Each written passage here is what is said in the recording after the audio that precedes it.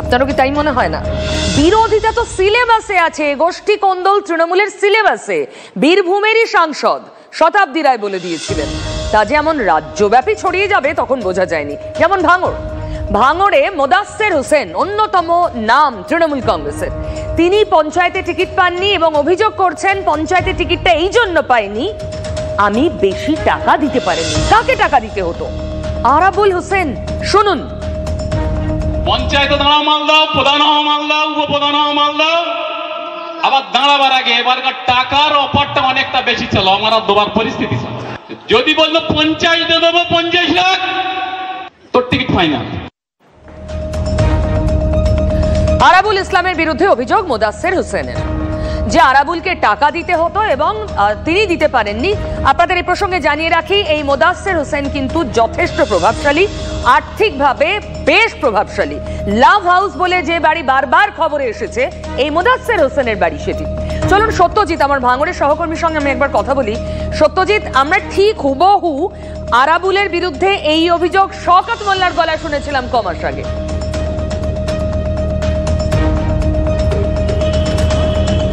একেবারেই তাই, শওকত মোল্লার মুখে আমরা অভিযোগ শুনেছিলাম।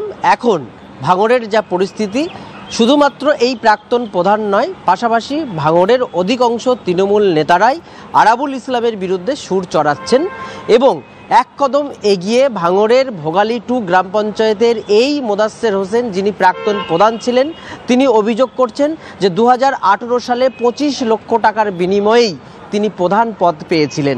এবছর টাকার অঙ্কটা অনেক বেশি ছিল, তিনি দিতে পারেননি বলেই পঞ্চায়েতের টিকিট পর্যন্ত তাকে দেওয়া হয়নি, এমনটাই তিনি অভিযোগ করছেন।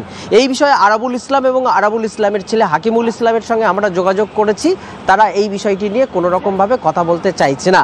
তবে সত্যজিৎ, একটা কথা বলো, দেখো এরকম অভিযোগ আমরা পঞ্চায়েতের টিকিট টাকা নিয়ে বিক্রি হয়েছে হুমায়ুন কবির ভরতপুরের বিধায়কও কদিন আগে করেছেন।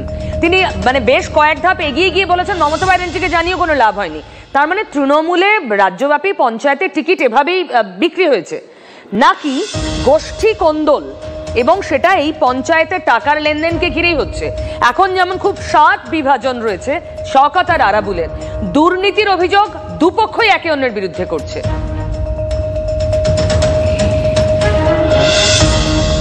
একেবারেই সেই বিষয়টি, কারণ বর্তমান ভাঙড়ের যা রাজনৈতিক পরিস্থিতি, দুই দিকে, একদিকে শওকত মোল্লা, অন্যদিকে আরাবুল ইসলাম, গোষ্ঠীদ্বন্দ্ব প্রকাশ্যে এবং পরিষ্কার। যখনই তারা বক্তব্য রাখছেন, একে অপরের বিরুদ্ধে অভিযোগ করছেন। কদিন আগে শওকত মোল্লা পরিষ্কার মঞ্চ থেকে তিনি বলেছেন যে আরাবুল ইসলাম তাকে না জানিয়ে লক্ষ লক্ষ টাকা ভাঙড় 2 পঞ্চায়েত সমিতি থেকে তুলেছেন। আবার আরাবুল ইসলামের একটি প্রতিক্রিয়া আমরা পেয়েছিলাম, সেখানে তিনি শওকত মোল্লার বিরুদ্ধেই অভিযোগ করছেন এবং বলছেন ভাঙড়ে মধুর হাড়ি আছে বলেই শওকত মোল্লা ভাঙড়ে এসে আছেন।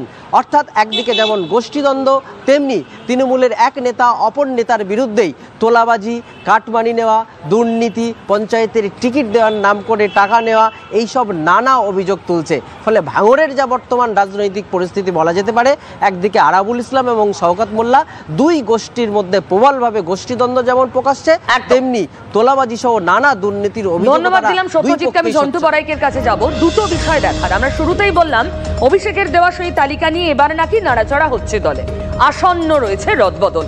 আবার তখনই ভাঙড়ের অবস্থাটা দেখাচ্ছি। ভাঙড় কিন্তু রিফ্লেকশন দলের বিভাজনের, শুধুমাত্র স্থানীয় স্তরে নয়, দলের শীর্ষ স্তরেও। শওকত মোল্লা ক্যানিং পূর্বের বিধায়ক, তিনি অভিষেক ঘনিষ্ঠ বলেই পরিচিত। আর মমতা ব্যানার্জির সাথে নেওয়ার পরই আমরা দেখলাম আরাবুল ইসলাম নিজের দায়িত্ব ফিরে পেলেন। হ্যাঁ, ঘরটি তার বেদখল হয়ে গেছে, কিন্তু তিনি দায়িত্ব ফিরে পেলেন। তার মানে এই দুটো শিবির একে অন্যকে টক্কর দিচ্ছে। এটা কি আদৌ হেলদি? দলের জন্য শুধু নয়, আমাদের জন্য, আমরা যারা ভোট দিই তাদের জন্য।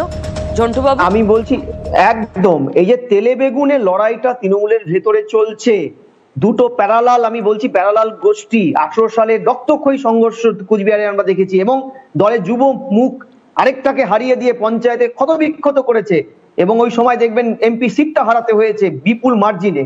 এইটা তো তৃণমূল নেত্রী অভিজ্ঞ চোখ জানে ভালো করে। কিন্তু সমস্যা যেটা হচ্ছে, দলের তো মতো মতাদর্শ নেই। মতাদর্শ একটাই, সিপিএম কে হাঁটানোর পরে আর টার্গেট ফিগার বলতে যত পারো যে কোনো গোষ্ঠী, প্রভাবশালী গোষ্ঠী, যে যত প্রভাবশালী হবে সেই এলাকার থেকে সে তত টাকা তুলবে, রসদ।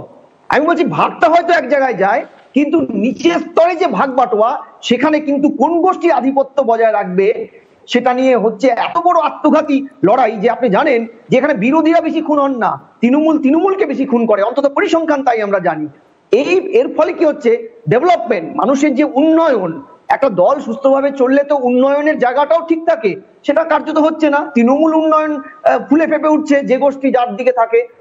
আর এই কারণে, আর আপনি সমবায় যেটা বলছেন, খেয়াল করবেন 11 সালের পর থেকে রাজ্যের সমবায় দুর্নীতি ভারতবর্ষে অন্যতম নজির গড়েছে।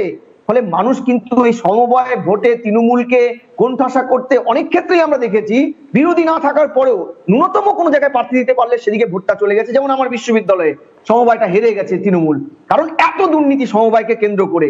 ফলে এটা কিন্তু সার্বিকভাবে তৃণমূলের মূল রাজনীতি। এটা খুব ছোট উদাহরণ হলেও আমরা জানি না সার্বিক এর কোনো প্রতিফলন আদৌ ভোটে আসে বা আসবে কিনা, কারণ বাই ইলেকশনে তো 6-0 ঝড় বয়ে গেল সবুজের।